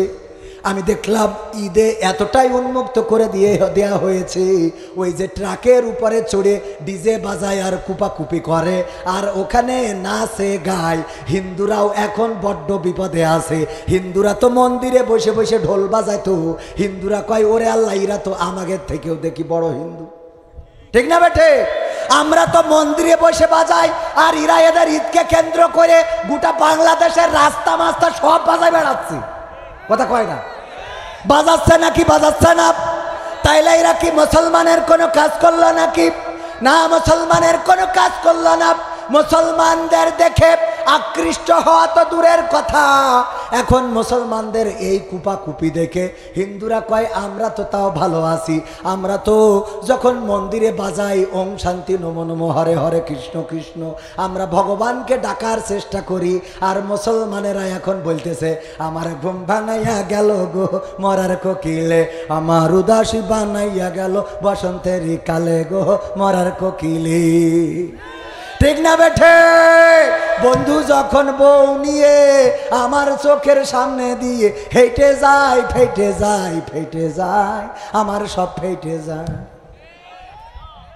ওরা বলতেছে আমরা তো তাও একটু ধর্মের কথা বলি, আর এদের মধ্যে তো কোনো ধর্মই নেই। কোন ধর্মের গান বাজছে? ওই যে ডিজে বাজাইলো ট্রাকে, আপনাদের এদিক বাজাইছে কিনা? নাকি এইদিকে নাই? এইবার তো শুধু ওরা না, এবার আবার নতুন করে মেয়েরাও যোগ দিয়েছে, ওরাও ভাড়া করে নিয়েতে কুপাকুপি শুরু করে দিয়েছে। আল্লাহ হেদায়েত করো, বলেন আমিন। যাই হোক, আমার প্রশাসনের ভাইদের আমি কিন্তু ছোট করে দেখি না, খারাপ বলি না। আইন যেটা আছে সেটা করবে, আইন যেটা নেই সেটা তো করার কোনো সুযোগ নেই। আছে কোরআনের আইন, চোর চুরি করলে হাত কেটে দাও। এখন কোন পুলিশ অথবা আমার উপজেলা চেয়ারম্যান আল্লাহ যেন নির্বাচিত করে দেন আব্দুল খালেক সাহেব, উনি নির্বাচিত হওয়ার পরে যদি কেউ চুরি করে আর হাতের কবজিতে কেটে দেয়, তা উনার হাত থাকবে? থাকবে না। কেন? কারণ রাষ্ট্রীয়ভাবে এই আইন নাই, উনি চাইলেই এটা করতে পারবেন। সুতরাং রাষ্ট্রীয়ভাবে করার জন্যে আমাদের তৈরি হওয়ার দরকার আছে না নাই? আমরা এই তৈরি হওয়ার মানে কিন্তু মারামারি না। এই তৈরি হওয়া মানে আমরা এমন এমন মানুষ তৈরি করব যারা ওই জায়গা পর্যন্ত যেন বুঝাইতে পারে যে আল্লাহর কোরআনের আইন যদি কায়েম হয়ে যায় তাহলে এই দেশে শান্তি আসবে, তাছাড়া শান্তি আসা সম্ভব হবে না। এটা বুঝাইতে হবে। এটা যখন সংসদে যেয়ে যদি উনি উপজেলা চেয়ারম্যান হবেন, এরপরে যদি আপনারা উনাকে এমপি নির্বাচিত করেন, উনি এমপি হইলে বলবে মাননীয় স্পিকার 3 মিনিটে কোনো কিছু হয় না। এটা বলবে না, ওইটা বলেছে একজন তাই বললাম। বলবে মাননীয় স্পিকার, আমরা দেখতে পাচ্ছি ঈদ পালনকে কেন্দ্র করে বিভিন্ন জায়গায় যে সমস্যাগুলো হচ্ছে এটা ঈদের পবিত্রতা নষ্ট করছে।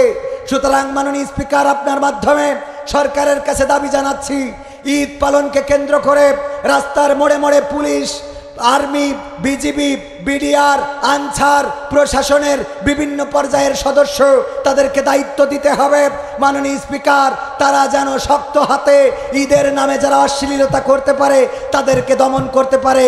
এই দাবি আমি মাননীয় স্পিকার আপনার মাধ্যমে এই মহান সংসদে উত্থাপন করলাম। মাননীয় স্পিকার বলবে, আমাদের সংসদ সদস্য জনাব আব্দুল খালেক সাহেব তিনি বলেছেন ঈদকে কেন্দ্র করে অশ্লীলতা ছড়ানো হচ্ছে, সুতরাং এটা কন্ট্রোল করার জন্যে মোড়ে মোড়ে প্রশাসনের লোক বসাতে হবে, তারা যেন ঈদের নামে অশ্লীলতা ছড়াতে না পারে, অনৈতিকতা না করতে পারে। এর পক্ষে যারা তারা হ্যাঁ বলুন, বিপক্ষে যারা তারা না বলুন।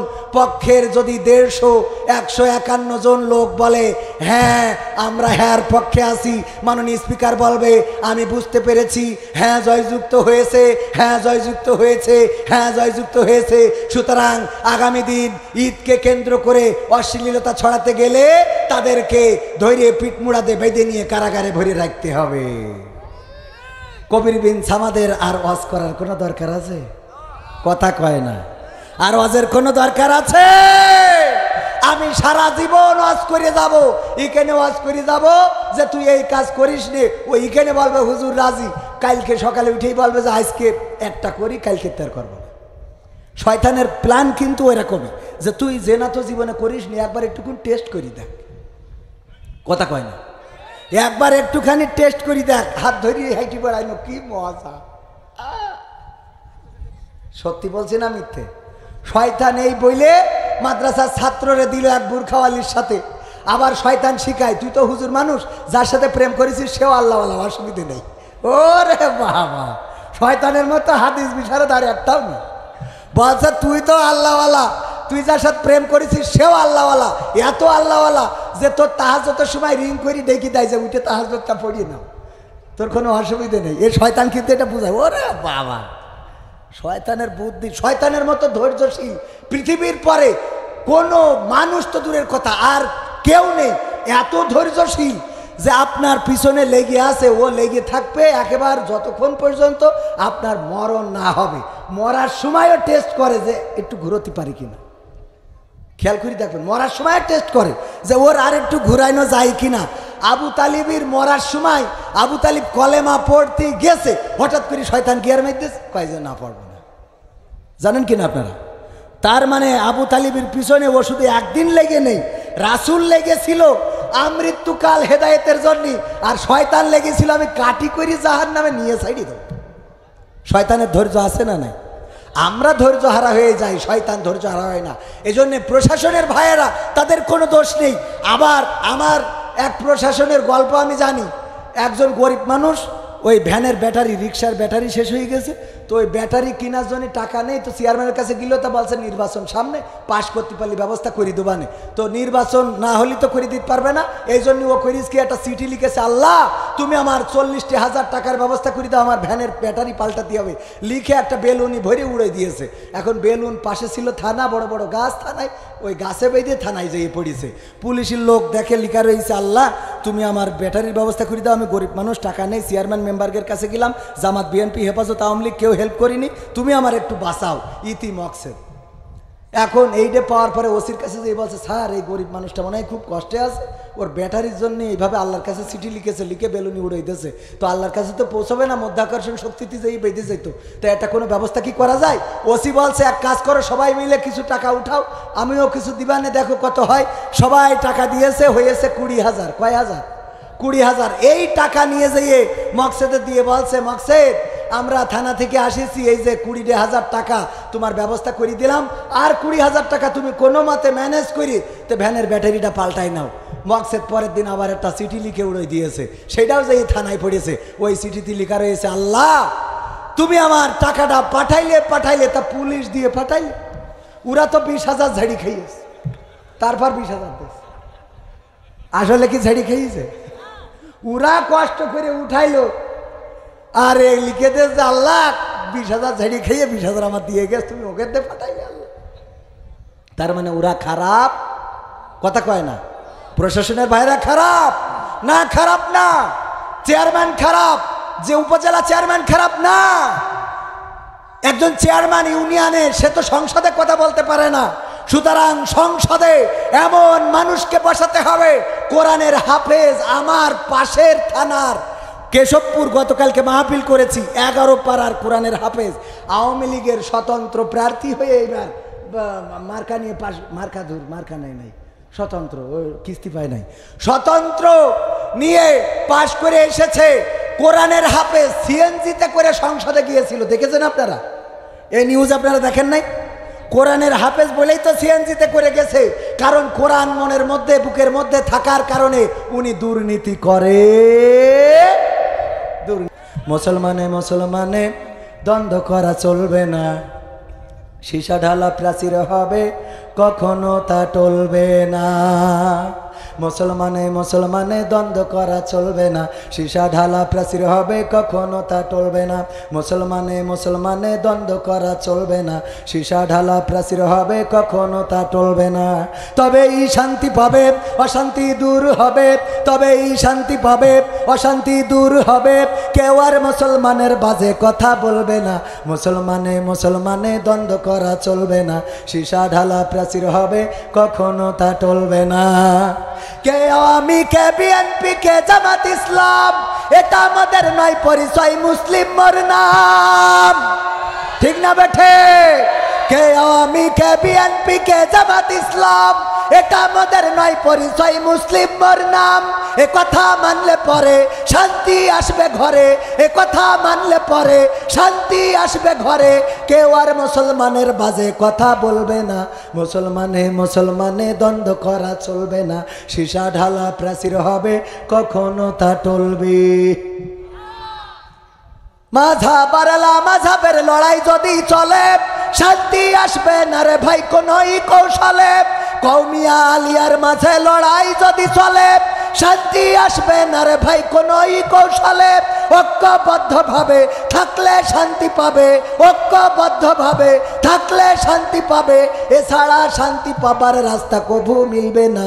মুসলমানে দ্বন্দ্ব করা চলবে না, সীসা ঢালা প্রাচীর হবে কখনো তা টলবে। টলা কি যাবে?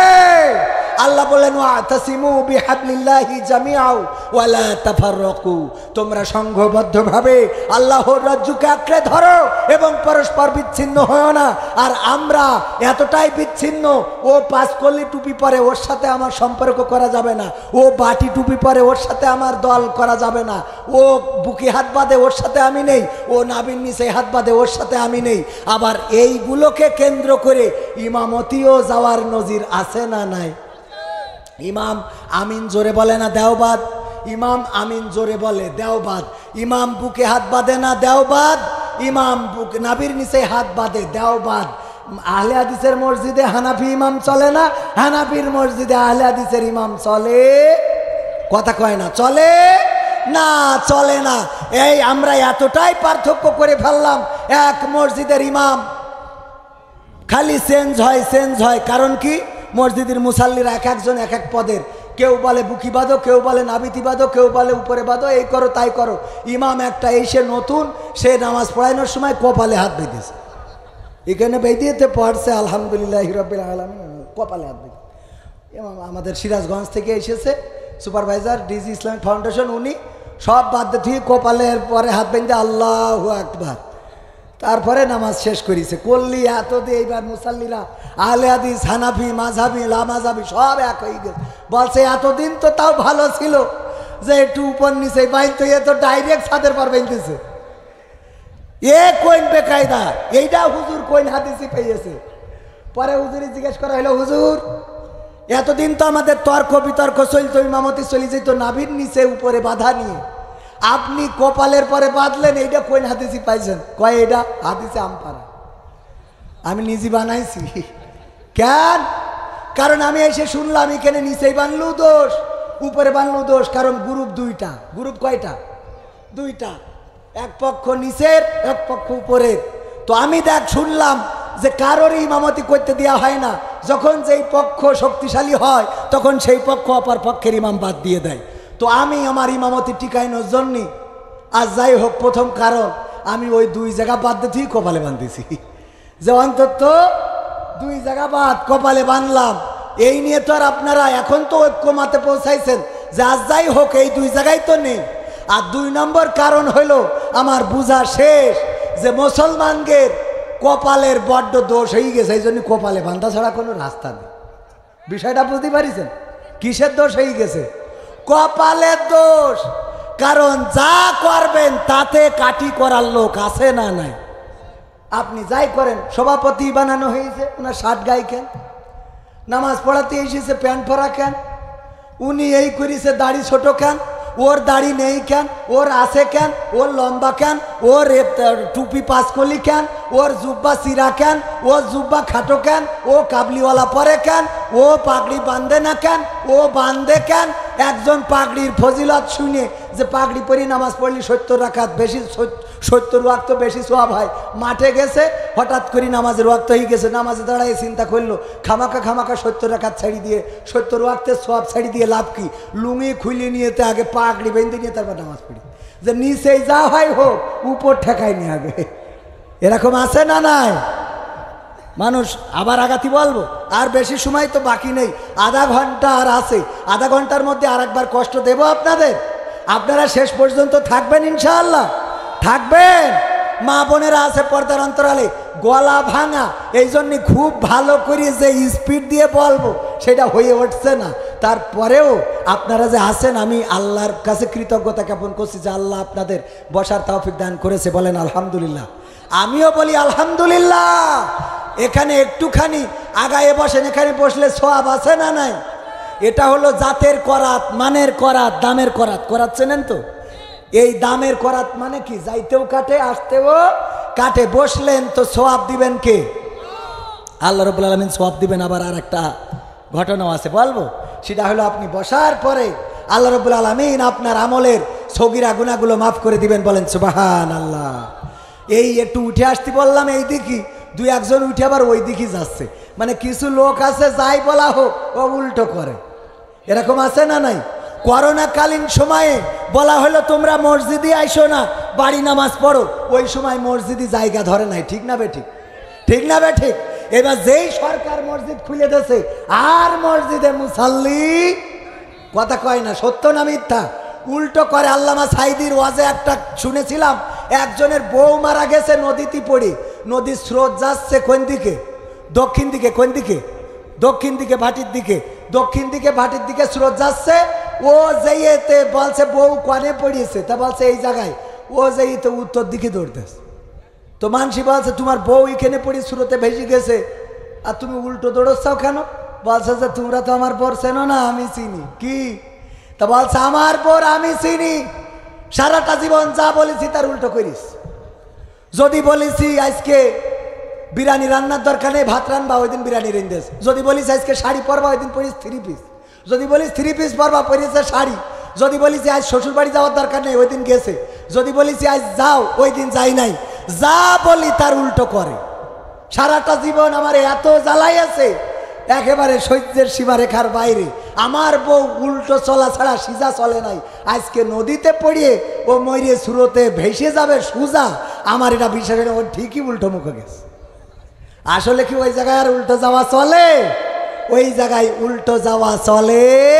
সুতরাং যাদের সুজা আসতে বললাম উল্টো জাতি পারবেন, অসুবিধে নেই এই জায়গায়। কিন্তু যখন বাটে পড়ে যাবেন তখন আর উল্টো যাওয়া যাবে? উল্টো যাওয়া যাবে? প্রতিটা মানুষ সুজা হয় কখন? মরার পরে।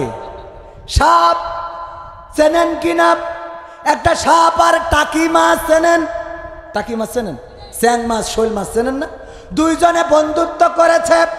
বন্ধুত্ব করার পরে সাপ আর মাছ গল্প করতেছে, দেখো আমাদের দেশে এই আছে ওই আছে, আমার গ্রামে এই আছে ওই আছে।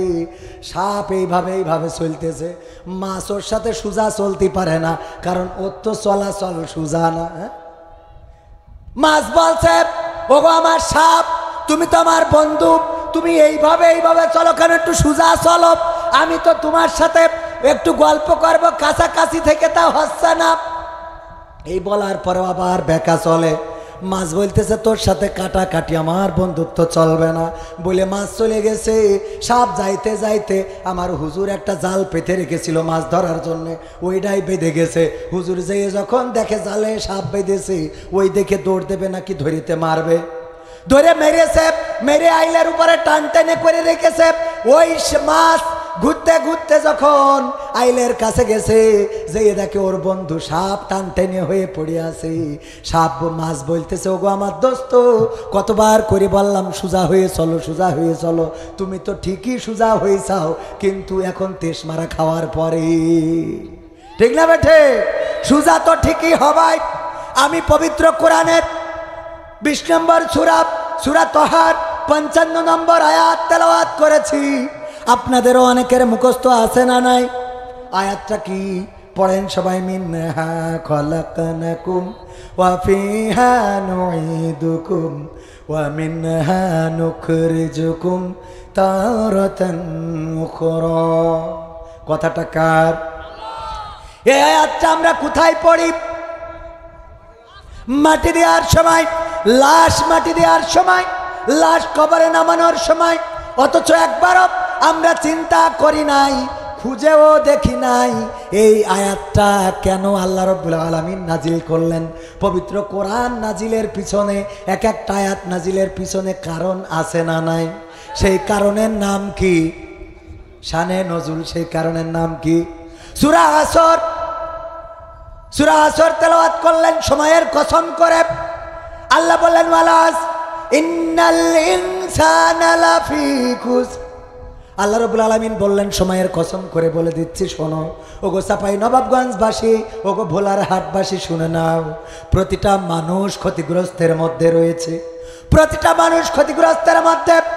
আমি চিন্তা করলাম এই সূরাটা আল্লাহ কেন নাজিল করলেন? প্রতিটা মানুষ ক্ষতিগ্রস্তের মধ্যে, কিন্তু পরবর্তী আয়াতে জানিয়ে দিয়েছেন কোন মানুষগুলো বাদে। আমি সেই দিকে যেতে চাই না। শানে নজুলটা তালাশ করলাম, করে দেখলাম সূরা আসর নাজিল হওয়ার পিছনে আল্লাহ রাব্বুল আলামিনের নবীর জীবনের ঘটনা হলো। সবচেয়ে কাছের সাহাবী ছিলেন আবু বকর রাদিয়াল্লাহু তাআলা আনহু। কাছের সাহাবী কিটা? আবু বকর রাদিয়াল্লাহু তাআলা আনহু। কেমন কাছের সাহাবী? এত কাছের, এত ভালোবাসার। আল্লাহর নবী মেরাজ থেকে আসলেন। আসার পরে আবু জাহেল বললেন, ওগো মুহাম্মদ, আজকে এমন কোন ঘটনা কি তুমি শোনাতে পারবা? নতুন কোন ঘটনা কি শোনাতে পারবা? প্রতিদিন তো নতুন নতুন ঘটনা শোনাও, আজকে তুমি কি ঘটনা শোনাবা? আল্লাহর নবী বললেন, ওগো আবু জাহেল, আল্লাহ রাব্বুল আলামিন আমাকে আজকে মেরাজে নিয়েছিলেন। প্রথমে আমাকে নিয়ে গেলেন ফিলিস্তিনে বাইতুল মাকদাসে। সেখানে সমস্ত নবীদের নিয়ে আমি নামাজের ইমামতি করলাম। তারপরে ওখান থেকে চলে গেলাম প্রথম আসমান, দ্বিতীয় আসমান, তৃতীয় আসমান, চতুর্থ আসমান, পঞ্চম, ষষ্ঠ, সপ্তম আসমান। তারপরে জান্নাত দেখলাম, জাহান্নাম দেখলাম, ফুলসিরাত দেখলাম। হাসরে আল্লাহ রাব্বুল আলামিন কোথায় আমাদের একত্রিত করবেন সব দেখলাম। তারপরে আল্লাহর সিদরাতুল মুনতাহায় গেলাম, ওখান থেকে আল্লাহর সাথে সাক্ষাৎ করলাম। এবং তারপরে আবার এই পৃথিবীর পরে এসেছি এবং ফজরের নামাজ পড়ে এখন বাইরে আসলাম। আবু জাহেল বলছে, তোমার মাথার নাট এতদিন ঢিলা ছিল জানতাম, কিন্তু আজকে আমার বুঝা শেষ যে ঢিলা শুধু নেই, ডাইরেক্ট ফিলে গেছে। নাউজুবিল্লাহ বলবেন। নাট একটাও টাইট নাই। আগে জানতাম টাইট নাই, নড়বড় করে, কিন্তু আজকে বোঝা হয়ে গেল একটা নাটও ঢিলা নাই, সব খুলে পড়ে গেছে। এতদিন তোমারে পাগল বলেছি, কিন্তু মানুষরে বিশ্বাস করাইতে পারি নাই। আর আজকে তুমি যে পাগল, এইটা বিশ্বাস করানোর জন্যে তুমি নিজে মুখে যে ঘটনা বললে, এই ঘটনাটাই আমার জন্য যথেষ্ট হয়ে গেল। আবু বকর রাদিয়াল্লাহু তাআলা আনহুর সাথে দেখা। বললেন আবু জাহেল ডাক দিও, আবু বকর, তোমার দোস্ত মুহাম্মদ সাল্লাল্লাহু আলাইহি ওয়াসাল্লাম এমন একটা ঘটনা বলেছে, এই ঘটনা শোনার পরে আমি বিশ্বাস করি আজকে থেকে নবী মুহাম্মদ যে পাগল, এইটা বলার জন্যে আর কোনো উপমা, আর কোনো প্রমাণ আমার দেয়া লাগবে না। কি বলেছে? মুহাম্মদ নাকি আজকে ফিলিস্তিনে গিয়েছিল বাইতুল মাকদাস, সেখানে যে নবীদের নিয়ে ইমামতি করেছে।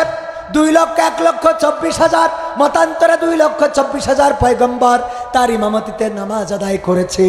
তারপরে আসমানে গিয়েছে বুরাকে চড়ে, এবং সেখানে যে 7 আসমান ভ্রমণ করেছে, জান্নাত জাহান্নাম দেখেছে, আল্লাহর সাথে সাক্ষাৎ করেছে। তারপরে পৃথিবীতে এসে আবার ফজরের নামাজ আদায় করেছে। ও আবু বকর, এবার বলো মুহাম্মদ পাগল নাকি পাগল না? আবু বকর বললেন, ও আবু জাহেল, সত্যি কি মুহাম্মদ এই কথা বলেছে? বলল, আল্লাহর কসম, লাত মানতের কসম, ওজ্জার কসম করে বলি, বাইতুল্লাহর মালিকের কসম করে বলি, তারাও বাইতুল্লাহর মালিককে বিশ্বাস করতো না? করতো না? তারা বাইতুল্লাহর মালিককে বিশ্বাস করত। কাবা ঘরে 360টি মূর্তি ছিল। কয়টি? 360টি। তার মানে প্রতিদিন একটা করে মূর্তির তারা ইবাদত করত। তারা মনে করত এই মূর্তি তাদেরকে জায়গা পর্যন্ত নিয়ে যাবে। কয়টা মূর্তি ছিল? এক বছরে কয় দিন? 365 দিন, 360 দিন প্লাস মাইনাস 360টা মূর্তির তারা পূজা করত। তারাও কাবার মালিককে বিশ্বাস করত। শুধু তাই নয়, লঙ্গ হয়ে যখন আব্রাহা কাবাঘর ভাঙার জন্য এসেছিল, তখন তো নবী ভূমিষ্ঠ হয় নাই, পৃথিবীতে আসে নাই। 50 দিন বাকি। কয়দিন? 50 দিন বাকি। 50 দিন পরে রাসূল ভূমিষ্ঠ হয়েছিলেন। তার আগে আব্রাহা এসেছিল কাবাঘর ভাঙার জন্য। আব্দুল মুত্তালিবের উটগুলো ধরে নিয়ে গেল। আব্দুল মুত্তালিব যে বললেন, আব্রাহা, তোমার কর্মচারীরা, তোমার সৈন্যরা আমার উট ধরে এনেছে, উটগুলো ছেড়ে দাও। আব্রাহা বলল, আমি তো অবাক হয়ে গেলাম, তুমি আজকে কাবাঘরের রক্ষণাবেক্ষণ করো, অথচ সেই কাবাঘরের পক্ষে একটু কথা বললে না। তুমি তোমার উটগুলো ফেরত চাইলে, তুমি এমন নিষ্ঠুর, এমন পাষাণ, অথচ কাবাঘরে ব্যবসা করে খাও। আব্রাহা এই কথা বলল। আব্দুল মুত্তালিব কি বলল? আব্দুল মুত্তালিব বললেন, ওগো আব্রাহা, আমি তো উটের মালিক, উট নিতে এসেছি, আমার উটগুলো তোমার সৈন্যরা দখল করেছে, দিয়ে দাও। আর কাবার মালিক আমি না, কাবার মালিক যিনি, তিনি তার কাবা রক্ষা করবে। বলেন সুবহানাল্লাহ। আল্লাহ রক্ষা করেছে না করে নাই? আল্লাহ রক্ষা করেছে। সেই ঘটনাটাও সূরা ফিলের মাধ্যমে আল্লাহর নবীকে জানিয়ে দিলেন। আমি ওদিকে যেতে চাই না, সূরা আসরের শানে নজুলটা শুধুমাত্র বলি। তার আগের ঘটনা হলো, আবু বকর যখন শুনলেন আবু জাহেল বলছে এই ঘটনা নাকি ঘটেছে, তারপরে এসে ফজরের নামাজ আদায় করেছে, আল্লাহর নবীর সাহাবী আবু বকর বললেন, সত্যিই কি বলেছে? বলল, ওই কাবার মালিকের কসম করে বলি বলেছে। বলল, যদি মুহাম্মদ বলে থাকে তাইলে আমিও কাবার মালিকের কসম করে বলি, মুহাম্মদ সত্য বলেছি। সুবহানাল্লাহ। এত বড় বিশ্বাস। আল্লাহর নবী বললেন, মেরাজে যাব। আল্লাহর নবী বললেন, হিজরতে বের হতে হবে। হয়তো আল্লাহ রাব্বুল আলামিন আমাকে হিজরত করতে বলবেন। হিজরত যদি করি, ও আবু বকর, আমি তোমাকে সাথে নেব। আবু বকর রাদিয়াল্লাহু তাআলা আনহু এই ঘটনাটা শুনলেন, এই কথাটা শুনলেন, নিউজটা শুনলেন। যেদিন নবী সাল্লাল্লাহু আলাইহি সাল্লাম বের হলেন হিজরতের জন্য, যে ডাক দিলেন আবু বকর, অমনি দরজা খুলে পুটলা নিয়ে বের হয়ে গেল। আল্লাহর নবী বললেন, আবু বকর, তোমাকে একবার মাত্র ডেকেছি, 2 বার না, 3 বার না, 5 বার না। কি করে তুমি গুছায়ে বের হয়ে গেলে? 1 মিনিটও সময় লাগলো না, 1 মুহূর্তও দেরি হলো না। কেমন করে তুমি বের হয়ে আসলে? আবু বকর বলল, ওগো নবী গো, যেই দিন আপনি বলেছিলেন আমাকে সাথে নিয়ে হিজরত করবেন, ওই দিন থেকে আমি আমার ব্যাগ পুটলা পুটলি গুছায়ে আমি দরজায় দাঁড়িয়ে দাঁড়িয়ে ঘুমাতাম। কেমন ভালোবাসা, চিন্তা করতে পারেন? এই আবু বকর রাদিয়াল্লাহু তাআলা আনহুকে কাফেররা বলল, আবু বকর, তুমি তো ধ্বংস হয়ে যাচ্ছ, তোমার তো ক্ষতি হচ্ছে। আমি শেষ করি, 12টার মধ্যে শেষ করে দেব। তোমার তো ক্ষতি হয়ে যাচ্ছে। তুমি আগে ভালো ব্যবসায়ী ছিলে, তোমার টাকা ছিল, পয়সা ছিল। আমার চেয়ারম্যান কথা দিয়েছিলেন উনি আসবেন, আরও 2টা মাহফিল শেষ করে ইনকাম করে তারপরে চলতো। ওনাদের তো টাকা দেয় না, উল্টো দিতে হয়, ঠিক না বেটি? চেয়ারম্যানদের যদি মাহফিল করায় টাকা দিত, তাইলে হুজুরদের থেকে চেয়ারম্যানরা বড় লোক হয়ে যেত, ঠিক না বেটি? একদিন 3টে 4টে 5টা 7টা করে মাহফিল আছে না? না মাহফিল হাজার। উনাদের আমরা তো সিজনে 200-300, 6 মাসে 318, 180টা প্লাস মাইনাস 200 প্লাস মাহফিল করা পড়ে। আর চেয়ারম্যানেরা মাহফিল সিজনে ইউনিয়নে যত মাহফিল আছে, এই এখন তো উপজেলা নির্বাচন, এক ভাইস চেয়ারম্যান কলারোয়াই সাতক্ষীরায় আমার কানে কানে বলতেছে, হুজুর আমি তো খুব বিপদে পড়ে গেছি, ভোটে দাঁড়াই ক্যা? তা বলছে যে যেখানেই যাচ্ছি একটু ভোটের জন্য ওই কিছু দিতে হচ্ছে। তাই 100টার উপরে মাহফিল, 100টা মাহফিলি 5000 করে টাকা দিলি 5 লাখ টাকা আমার বাপের ভিটে বেচলেও হবে না। আমি বলছি আপনি ডাইরেক্ট বলি দেন, যে আমি যদি পাশ করতে পারি তাহলে টাকা দেবো, কারণ পাশ করতে পারলে তিরান মিরান যা পাবেন ওই ঝাড়িতে কিছু দিয়ে যাইয়েন।